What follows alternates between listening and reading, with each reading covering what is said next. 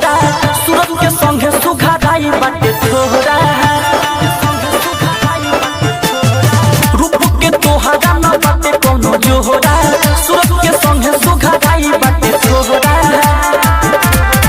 कुंभ के मेला में भीड़ हो रेला में जाने कैसे नजर में आईली हो अखिया कहाना ऐसन चेहरा कैसे के पहुंचैली हो देखी लागे जान के पार से आईली हो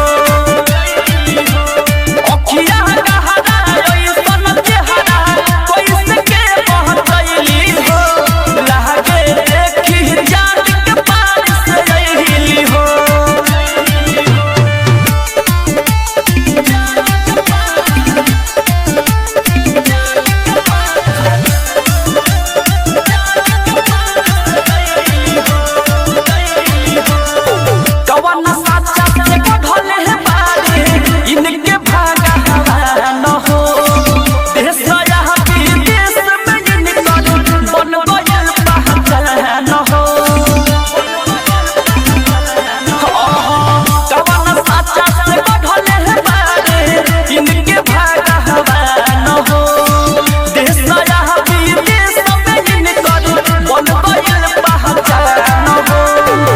मोनालिसा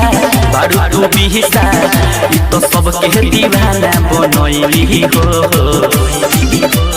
अखिया कहाना ऐसन चेहरा कैसे के पहुंचैली हो देखी लागे जान के पार से आईली हो